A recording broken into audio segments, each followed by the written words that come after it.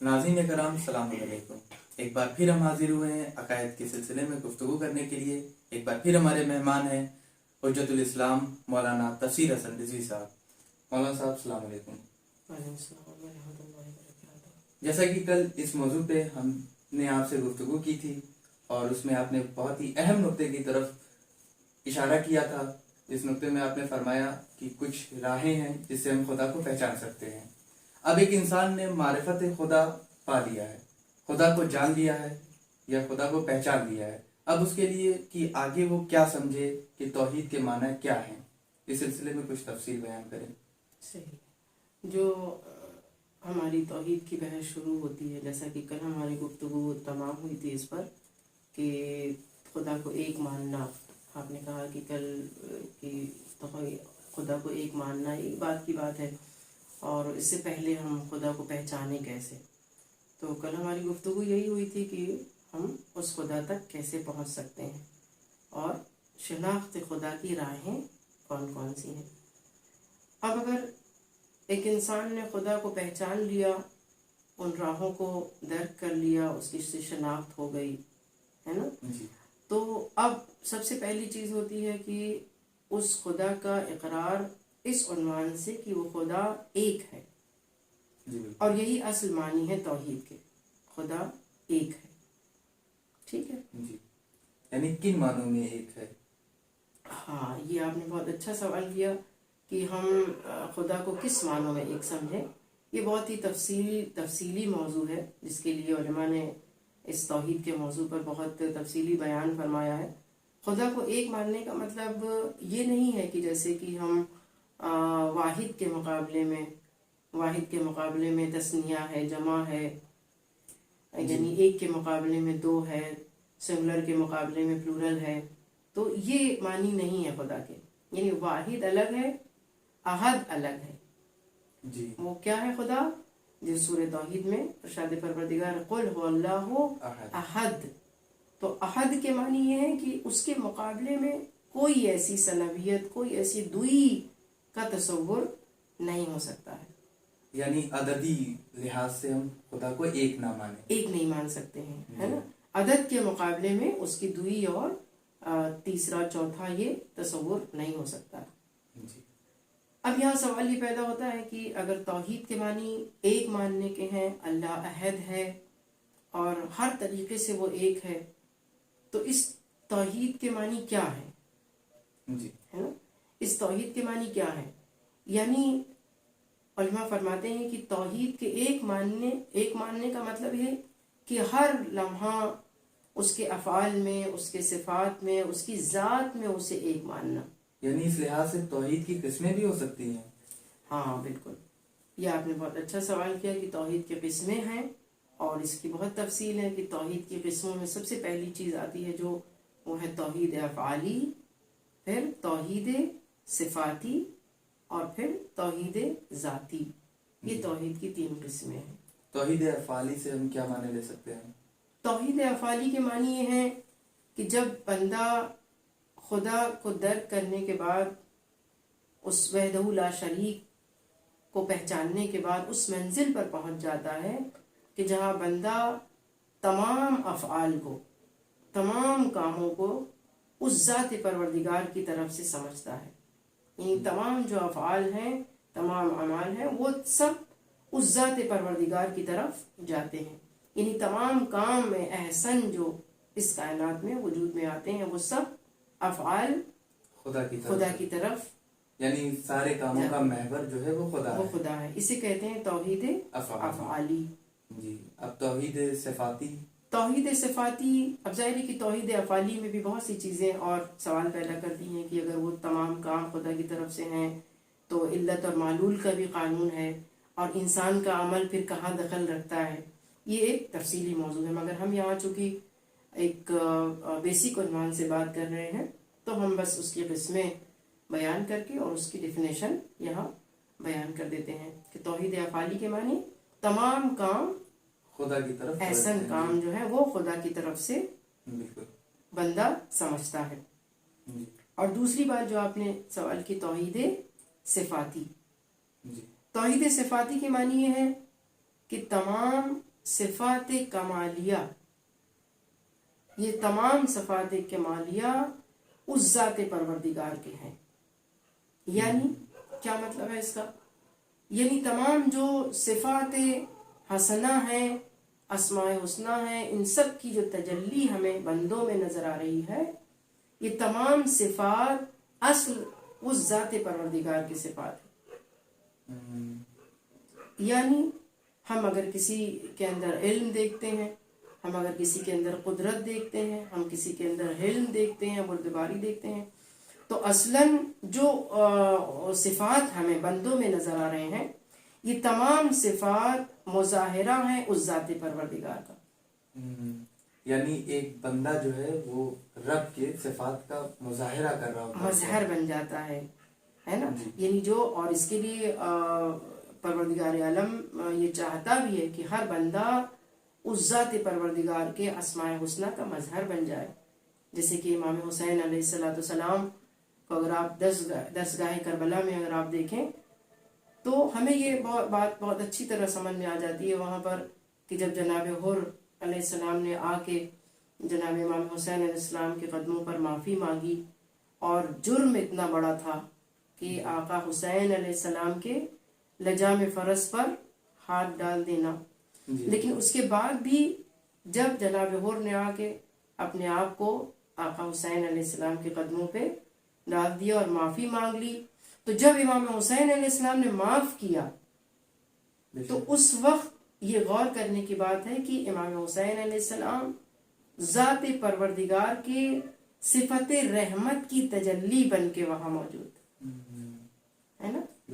یعنی وہ بندہ، اگر انسان اس بندے کو دیکھے، امام حسین علیہ السلام کو اس وقت دیکھے، تو اس ذات پروردگار کے اسم کی تجلی نظر آ رہے ہیں. یعنی اس جو کے صفات کی اسماء تجلی، حسنہ ہیں، جتنے بھی اسماء حسنہ پیش کیے جاتے ہیں، ان کو ہم ایسے سمجھ لیں کہ یہ ایک طریقے کے ٹاسک ہیں کہ ان کو ہم اپنے اندر لے کر کے آئیں، یہ حسن کو اپنے اندر پیدا کریں. بالکل یہی پروردگار کا تقاضا بھی ہے. وہ چاہتا ہے کہ وہ رحمان ہے تو تم رحم کرو، وہ کریم ہے تو تم کرم کرو، ہے نا. وہ رازق ہے تو آپ کسی کے لیے ذریعہ رزق بن جائیں. تو اسی طرح سے جیسے کہ امام حسین علیہ السلام نے جب معاف کر دیا تو یہ انسان دیکھ سکتا ہے کہ جب بندہ اتنا کریم ہے تو اس بندے کا معبود کتنا کریم ہوگا. تو یہ جتنے صفات کمالیہ ہیں یہ اگر بندوں میں نظر آتے ہیں تو یہ توحید کی وہ منزل ہوتی ہے کہ جہاں اس تمام صفات کو ہم اس ذات پروردگار کے صفات ہمیں جاننا چاہیے کہ یہ تمام صفات اس ذات پروردگار کے، اور بندہ کیا ہے؟ اس صفات کا مظہر ہے. جی بالکل. ٹھیک ہے. اور توحید ذاتی کے بارے میں کچھ تفصیل بیان کریں. توحید ذاتی کے معنی یہ ہیں، اب اس میں بحث ہے کہ متکلمین اور عرفا میں الگ الگ ڈیفینیشن بیان کی جاتی ہے، اور ہم یہاں پر جو عرفا نے ڈیفینیشن بیان کی ہے وہ بیان کرنا چاہتے ہیں کہ توحید ذاتی کے معنی کیا ہے کہ اس پروردگار عالم کا جو وجود ہے، حقیقی وجود، اس کائنات میں جو نظر آ رہی ہیں چیزیں، وہ سب اس ذات پروردگار عالم کے وجود کا آئینہ ہے. یعنی جو بھی چیزیں ہمیں اس کائنات میں نظر آ رہی ہیں وہ اس کائنات میں صرف بکھرے ہوئے آئینے ہیں. اچھا، جو ریفلیکٹ کر رہے ہیں. ہاں، یہ سب بکھرے ہوئے آئینے ہیں، اور ایک نور ہے، اور اس نور کی تجلی اس آئینے میں نظر آ رہی ہے. یعنی اس کائنات میں جتنی بھی چیزیں، جتنے بھی وجود ہیں، وجود ہستی جسے ہم ہستی کہتے ہیں، جو بھی وجود نظر آ رہا ہے وہ سب آئینہ ہے، اور اس کے نور کی تجلی اس آئینے میں ہو رہی ہے. نور صرف ایک ہے. یہاں غور کرنے کی بات ہے، نور صرف ایک ہے جو کہ آئینہ نہیں ہے. ٹھیک ہے. وہ نور اصل ایک ہے، اور اس کی جو تجلی ہے وہ ان آئینوں میں نظر آ رہی ہے. جو کائنات میں جتنے بھی وجود نظر آ رہے ہیں وہ اس کے نور کی تجلی ہے. جیسے کہ قرآن مجید نے ارشاد فرمایا کہ اللہ نور السماوات والارض، اللہ زمین اور آسمان کا نور ہے. اور اس کے نور کی مثال پروردگار عالم نے ایسے دی کہ جیسے ایک فانوس ہے اور جس میں चिराग जल रहा है, फानूस के अंदर एक चिराग जल रहा है, और ये फानूस जो है वो कल्ब मोमिन है। हाँ, जिस मतलब कल्ब मोमिन में रोशन हुआ है। हाँ, ये कल्ब मोमिन में ये तौहीद का चिराग फानूसा है, रोशन है, जिसे हर मुसलमान को, हर इंसान को रोशन रहने देना चाहिए, ये चिराग बुझने नहीं देना चाहिए। यानी ये चिराग बुझ भी सकता है या कुछ ऐसी भी सिचुएशन आ सकती है जिसमें इसके ऊपर कुछ आँच आए।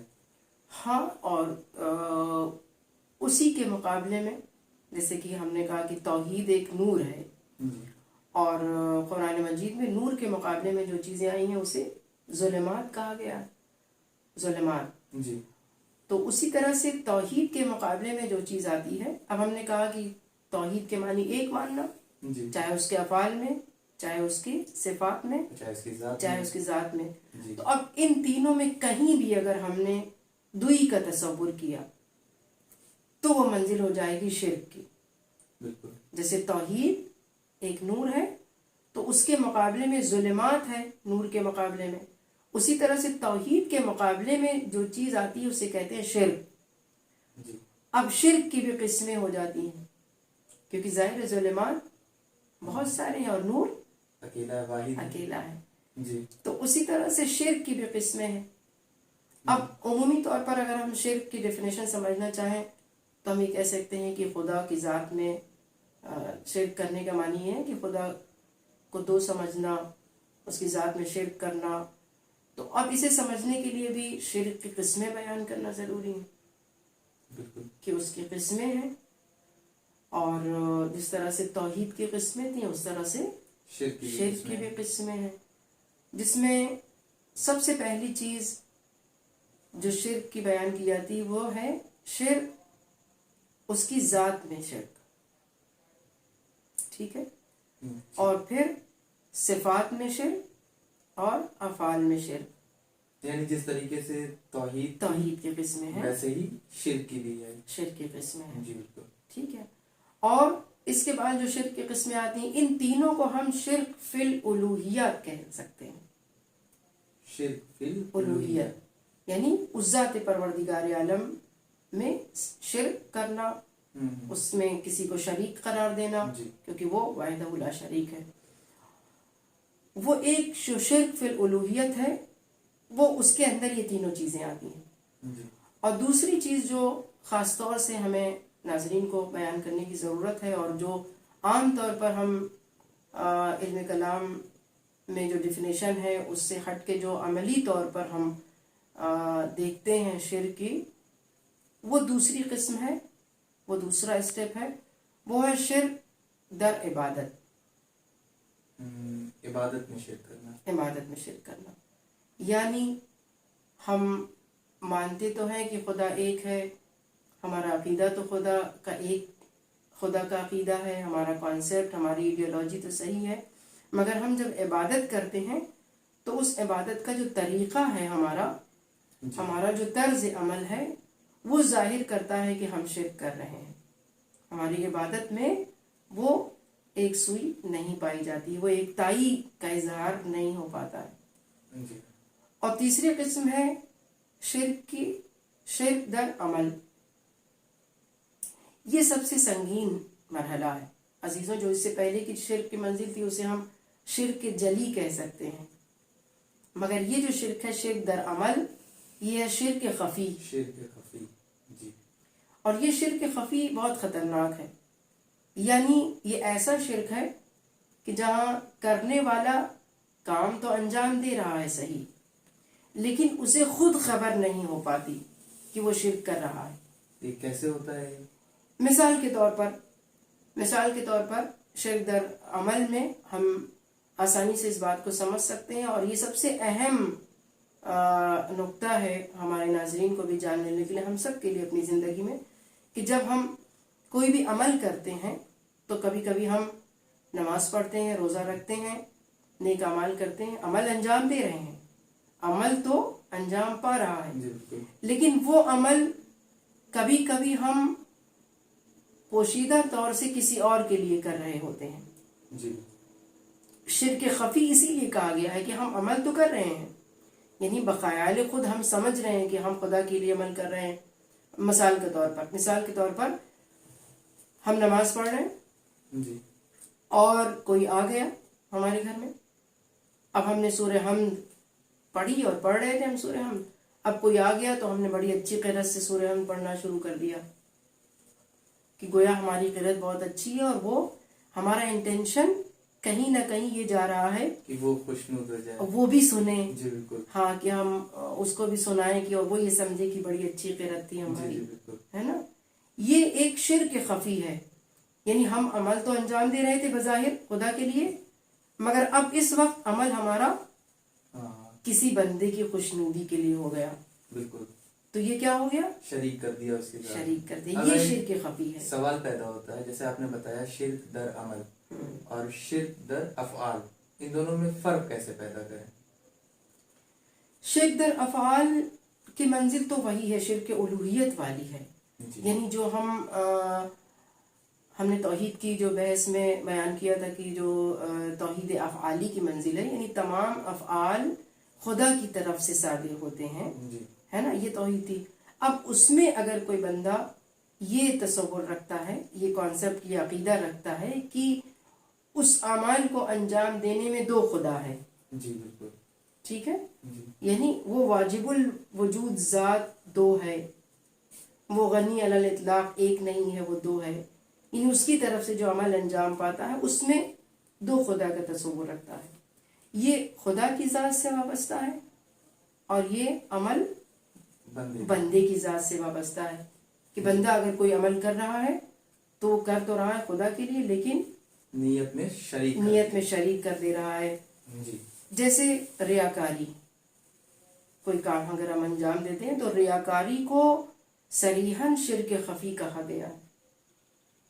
ہم نے قرآن پڑھنا شروع کیا اور ہم کوئی آ گیا تو بہت اچھی قرأت میں پڑھنا شروع کر دیا ہم نے، یا ہم نے اگر کسی کو صدقہ دیا تو ہم چاہتے تھے کہ ہمارا نام ہو، نمود ہو، ہم کسی کو دکھانے کے لیے دے رہے تھے، تو وہاں قربتاً الی اللہ کی منزل خالص نہیں رہ جاتی. یعنی زبان سے ہم ادا کر رہے ہیں قربتاً الی اللہ، پر نیت میں کسی کو شریک کر لے رہے ہیں. ہاں، نیت میں خوشنودی کسی اور کی ہے نا. یا مثال کے طور پر اگر ہم یہ کہتے ہیں کہ ہمیں جو چیز حاصل ہوئی ہے، یہ بھی ایک بہت اہم نقطہ ہے ناظرین کے لیے اور ہمارے لیے توجہ دینے کے لیے، کہ جیسے ہمارے پاس علم حاصل کیا ہم نے، ہمارے پاس علم ہے، ہمارے پاس مال ہے، ہمارے پاس مقام ہے، ٹھیک ہے، تو جو کچھ ہم نے حاصل کیا ہے، اب اس حاصل ہونے کے بعد اگر بندہ اپنی زبان سے یہ کہتا ہے کہ میں نے جو کچھ حاصل کیا ہے وہ اپنی قدرت سے حاصل کیا ہے، یہ بھی شرک کے دائرے میں آئے گا. بالکل، یہ شرک در عمل میں آتا ہے. ہم نے اپنی قدرت سے علم حاصل کیا، اپنی قدرت سے مال حاصل کیا، میں نے اپنی طاقت سے یہ مقام حاصل کیا، نہیں. امام سے کسی نے پوچھا، چھٹے امام سے سوال کیا کہ اگر کوئی، اللہم صلی علی محمد و آل محمد، امام جعفر صادق علیہ السلام سے کسی نے پوچھا تو انہوں نے کہا کہ یہ طریقہ صحیح نہیں ہے، کیونکہ یہ طریقہ انسان کو اس طرف لے جاتا ہے جہاں پر یہ کہنا غلط نہیں ہوگا کہ اس کی فکر گرفتار ہو گئی ہے، اس کی فکر گرفتار ہو گئی ہے مشرکانہ قارونی کی جیسی، یعنی قارونی کے جیسا ہو گیا، قارون کے جیسا ہو گیا. یہ گرفتار ہو گیا ہے تفکر مشرکانہ قارونی کی طرح، کہ جیسے کہ وہ کہتا تھا کہ یہ جاہ و جلال، یہ مقام، یہ دولت ہم نے اپنی طاقت سے حاصل کی ہے. یعنی اس طریقے کا عمل ایسا ہے کہ خدا کی ذات کے سامنے اپنی ذات کو کچھ سمجھنا نہیں سمجھنا، بلکہ امام نے اس وقت یہ کہا کہ اگر ایسا، امام سے لوگوں نے پوچھا کہ اگر ایسے کہے تو انہوں نے کہا کہ نہیں، یہ طریقہ صحیح نہیں ہے، تو پھر کیا طریقہ ہو سکتا ہے؟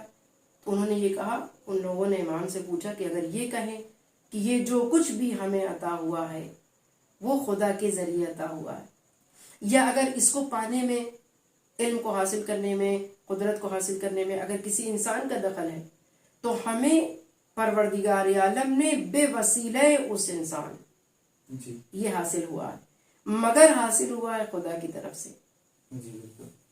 ٹھیک ہے، یعنی خدا کی طرف سے حاصل ہوا ہے، اس کے وسیلے سے حاصل ہوا ہے، لیکن در حقیقت ہمیں خدا کی طرف سے حاصل ہوا ہے. تو یہاں پر کل جو عقیدہ ہے اور یقین ہے جی وہ توکل بے خدا ہونا چاہیے جی بالکل کہ ہمیں جو کچھ بھی پروردگار عالم جو کچھ بھی ہمیں حاصل ہوا ہے وہ خدا کی طرف سے، اس غنی علی الاطلاق کی طرف سے ہمیں حاصل ہوا ہے. باقی جو کچھ بھی ہے وہ سب دنیا میں وسیلے ہیں. اب ہم آپ کا شکریہ ادا کرتے ہیں کہ آپ نے اپنا بیش قیمتی وقت ہمیں دیا. ناظرین کرام، آپ سب کے لیے بھی انشاءاللہ یہ گفتگو مستفید ہوگی، اس سے آپ زیادہ سے زیادہ استفادہ کریں. انشاءاللہ کل پھر ہم حاضر ہوں گے ایک نئے عنوان کے ساتھ اور کچھ سوالات کے ساتھ. تب تک کے لیے خدا حافظ.